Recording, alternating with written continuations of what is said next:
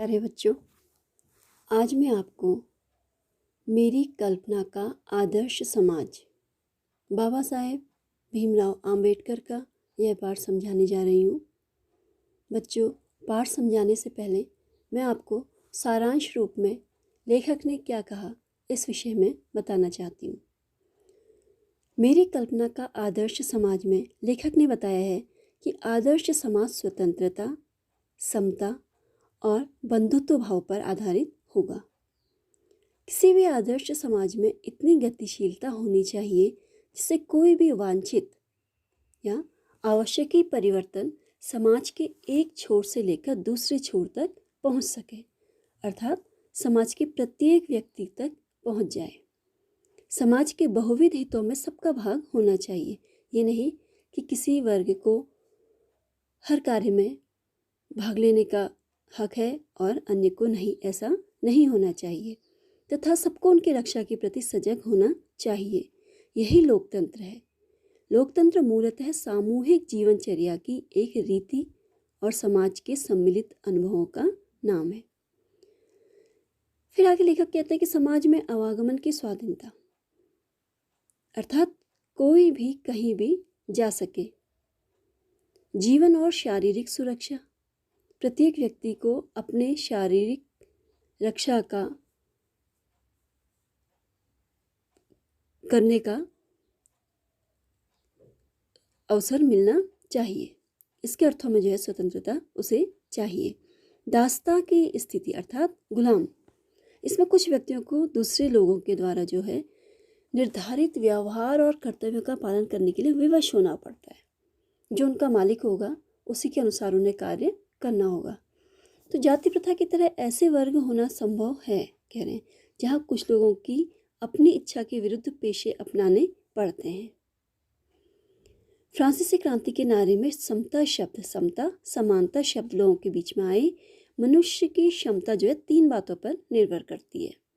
एक उसकी शारीरिक वंश परंपरा, दूसरा सामाजिक उत्तराधिकार और तीसरा है मनुष्य के अपने प्रयत्न कि उसकी वंश परंपरा कैसी है, दूसरा उसका समाज में उसके परिवार का कि कितनी प्रतिष्ठा है, और तीसरा मनुष्य अपने स्वयं के प्रयत्नों से भी क्या है अपने को उच्च साबित कर सकता है। तो इन तीनों दृष्टियों से मनुष्य समान नहीं होते, कह रहे हैं। इन 3 कारणों से व्यक्ति से असमान व्यवहार नहीं करना चाहिए। इसलिए लेखक कहते हैं कि समाज को यदि अपने सदस्यों से अधिकतम उपयोगिता प्राप्त करनी है, कि व्यक्ति कोई भी कार्य करे तो उससे अधिकतम लाभ मिले, तो यह तो संभव है जब समाज के सदस्यों को आरंभ से ही जो है समान व्यवहार उपलब्ध कराया जाए। अब आप लोग देखो बच्चों, जो व्यक्ति दिल्ली में रह रहा है और जो व्यक्ति यहाँ पहाड़ी क्षेत्र में रह रहा है, दिल्ली में रहने वाले व्यक्ति को अगर कुछ काम करना है तो वह कुछ घंटों में कर सकता है, जबकि यहाँ से जाने वाला व्यक्ति क्या है उसको दूसरे या तीसरे दिन करेगा। तो यहाँ पर क्या आ गई, असमानता आ गई। और दूसरा, एक जो ज़्यादा पढ़ा लिखा व्यक्ति है किसी भी कार्य को आसानी से कर सकता है, और कम पढ़ा लिखा व्यक्ति जो है उसे समझने में जो है कुछ अधिक समय लगेगा। तो इसीलिए कह रहे हैं कि सभी को समान अवसर उपलब्ध कराने चाहिए। लेखक कहते हैं कि नेताओं को अनेक लोगों से मिलना होता है। वह हर व्यक्ति के साथ जो है समान व्यवहार करता है। वह सबसे समान व्यवहार क्यों करता है? क्योंकि वर्गीकरण और श्रेणीकरण संभव नहीं है। वह जो है व्यक्तियों को अलग अलग वर्गों में नहीं बांट सकता है। अतः समता जो है काल्पनिक वस्तु नहीं है, बल्कि व्यवहारिक भी है, और यही व्यवहार की एकमात्र कसौटी है। तो बच्चों, ये था इस पाठ का सारांश रूप में। अब मैं आपको पाठ समझाऊंगी। मेरी कल्पना का आदर्श समाज। जाति प्रथा के खेदजनक परिणामों की नीरस गाथा को सुनते सुनाते आप में से कुछ लोग निश्चय ही ऊब गए होंगे। यह अस्वाभाविक भी नहीं है। अतः अब मैं समस्या के रचनात्मक पहलू को लेता हूँ। लेखक ऐसा कह रहे हैं। लेखक कहते हैं कि मेरे द्वारा जाति प्रथा की आलोचना सुनकर आप लोग मुझसे यह प्रश्न पूछना चाहेंगे कि यदि मैं जातियों के विरुद्ध हूँ, जातियों के पक्ष में नहीं हूँ, तो फिर मेरी दृष्टि में आदर्श समाज क्या है? ठीक है, लेखक कहते हैं यदि आप ऐसा पूछेंगे तो मेरा उत्तर होगा कि मेरा आदर्श समाज स्वतंत्रता, समता, भ्रातृता, आज़ादी, समानता और भाईचारे पर आधारित होगा। क्या यह ठीक नहीं है? भ्रातृता अर्थात भाईचारे में से मैं किसको क्या आपत्ति हो सकती है? भाईचारा तो बहुत अच्छी बात है, कह रहे हैं। किसी भी आदर्श समाज में इतनी गतिशीलता होनी चाहिए जिससे कोई भी वांछित परिवर्तन समाज के एक छोर से दूसरे छोर तक संचारित हो सके, अर्थात पहुंच जाए। ऐसे समाज के बहुविध हितों में सबका भाग होना चाहिए तथा सबको उनकी रक्षा के प्रति सजग रहना चाहिए। सामाजिक जीवन में अबाध संपर्क के अनेक साधन और अवसर उपलब्ध रहने चाहिए। तात्पर्य यह है कि दूध पानी के मिश्रण की तरह भाईचारे का यही वास्तविक रूप है और इसी का दूसरा नाम लोकतंत्र है। दूध पानी, बच्चों, जैसे दूध में अगर पानी डाल दिया जाए तो दूध जो है पानी को अपने में समा लेता है, फिर हम ये नहीं कह सकते कि ये पानी भी है। तो ऐसा ही समाज भी होना चाहिए, उसमें ऊंच नीच का भेद नहीं होना चाहिए, सब कुछ खत्म करके एक आदर्श समाज होना चाहिए।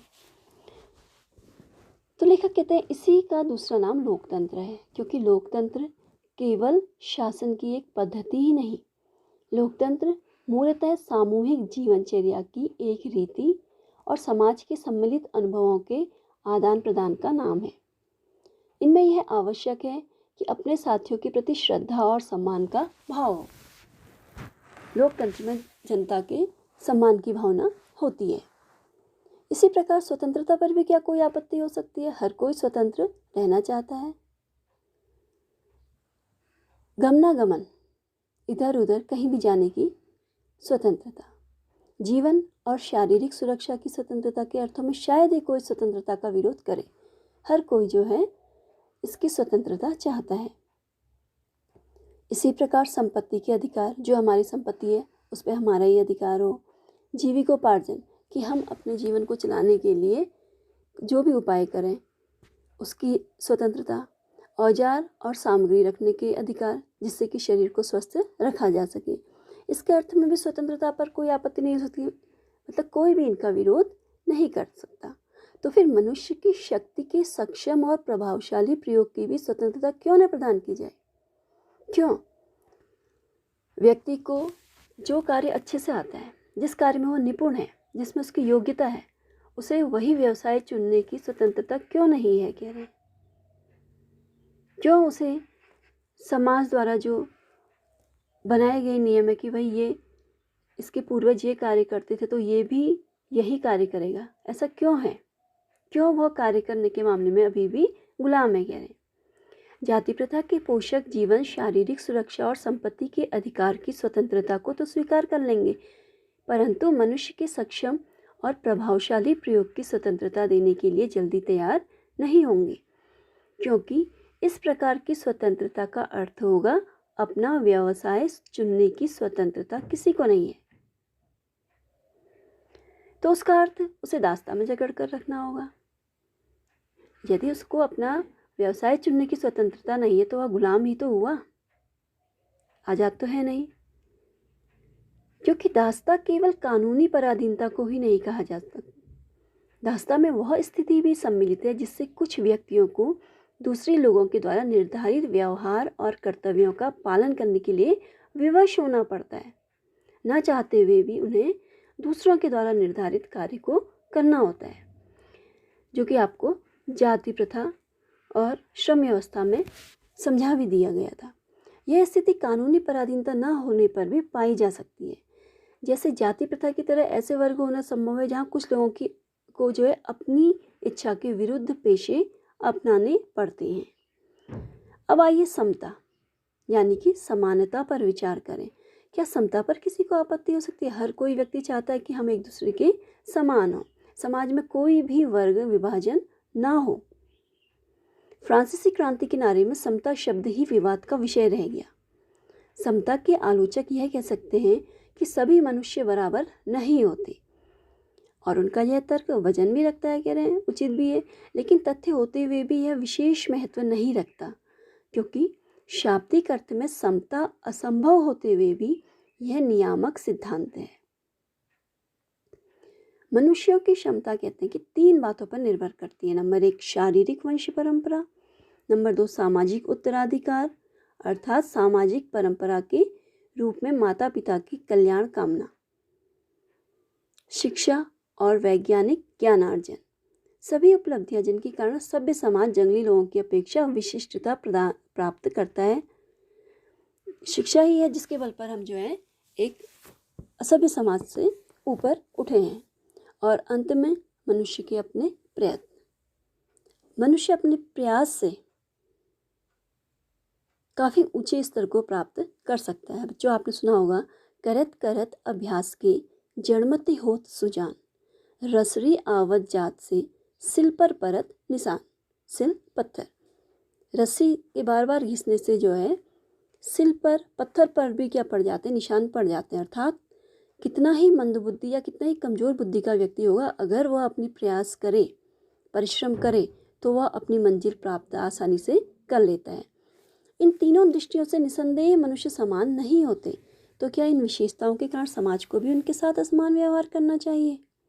समता विरोध करने वालों के पास इसका क्या जवाब है? व्यक्ति विशेष के दृष्टिकोण से कह रहे हैं, असमान प्रयत्न के कारण असमान व्यवहार को अनुचित नहीं कहा जा सकता। साथ ही प्रत्येक व्यक्ति को अपनी क्षमता का विकास करने का पूरा प्रोत्साहन देना सर्वथा उचित है। उसको इतना प्रोत्साहन मिलना चाहिए कि उसमें जो क्षमता है उसका विकास हो सके, उसमें जो योग्यता है वो बाहर निकल के आ सके। परंतु यदि मनुष्य प्रथम 2 बातों में असमान है, तो क्या इस आधार पर उसके साथ भिन्न व्यवहार उचित है? उत्तम व्यवहार के हक की प्रतियोगिता में वे लोग निश्चय ही बाजी मार ले जाएंगे। क्यों? क्योंकि उनका कुल श्रेष्ठ है, शिक्षा अच्छी है, पारिवारिक ख्याति प्रसिद्धि मिली है, पैतृक संपदा है उनके पास, और उनका व्यवसाय जो है बहुत अच्छा चल रहा है, तो उसका तो उनको लाभ प्राप्त होगा ही। इस प्रकार पूर्ण सुविधा संपन्नों को ही उत्तम व्यवहार का हकदार माना जाना वास्तव में निष्पक्ष निर्णय नहीं कहा जा सकता, क्योंकि यह सुविधा संपन्नों के पक्ष में निर्णय देना होगा। अतः न्याय का तकाजा यह है कि जहाँ हम तीसरा क्या है, मनुष्य का अपना प्रयत्न, प्रयास, ये क्या है, मनुष्य के अपने वश की बात है। मनुष्य के मन में अगर इच्छा है तो वह कितना भी प्रयास कर सकता है, पर उनके साथ असमान व्यवहार नितांत अनुचित है और हमें ऐसे व्यक्तियों के साथ यथासंभव समान व्यवहार करना चाहिए। दूसरे शब्दों में, समाज की यदि अपने सदस्यों से अधिकतम उपयोगिता प्राप्त करनी है तो यह भी संभव है जब समाज के सदस्यों को आरंभ से ही समान अवसर और समान व्यवहार उपलब्ध कराए जाए। समानता का औचित्य यहीं पर समाप्त नहीं होता, इसका और भी आधार उपलब्ध है। एक राजनीतिज्ञ पुरुष का बहुत बड़ी जनसंख्या से पाला पड़ता है। अपनी जनता से व्यवहार करते समय राजनीतिज्ञ के पास न तो इतना समय होता है और ना ही प्रत्येक विषय में इतनी जानकारी ही होती है जिससे वह सबकी अलग अलग आवश्यकताओं और क्षमताओं के आधार पर वांछित व्यवहार अलग अलग कर सके। वैसे भी कह रहे हैं, आवश्यकताओं और क्षमताओं के आधार पर भिन्न व्यवहार कितना भी आवश्यक और औचित्यपूर्ण क्यों न हो, मानवता के दृष्टिकोण से समाज 2 वर्गों और श्रेणियों में नहीं बांटा जा सकता। ऐसी स्थिति में राजनीतिज्ञ को अपने व्यवहार में एक व्यवहार्य सिद्धांत की आवश्यकता रहती है, और यह व्यवहार्य सिद्धांत यही होता है कि सब मनुष्यों के साथ समान व्यवहार किया जाए, किसी भी कारण से उसके साथ असमान व्यवहार ना किया जाए, न जाति के आधार पर, न उसकी पारिवारिक प्रतिष्ठा के आधार पर, और न किसी भी अन्य कारण से। राजनीतिज्ञ यह व्यवहार इसलिए नहीं करता कि सब लोग समान होते हैं, बल्कि इसलिए कि वर्गीकरण और श्रेणीकरण करना संभव होता है। इस प्रकार समानता यद्यपि काल्पनिक जगत की वस्तु है, फिर भी राजनीतिज्ञ को सभी परिस्थितियों को दृष्टि में रखते हुए उसके लिए यही मार्ग भी रहता है, क्योंकि यही व्यावहारिक भी है और यही उसके व्यवहार की एकमात्र कसौटी भी है कि सबके साथ समानता का व्यवहार किया जाए। तो बच्चों, मैं आशा करती हूँ कि आप लोगों को यह पाठ मेरी कल्पना का आदर्श समाज समझ में आ गया होगा। धन्यवाद।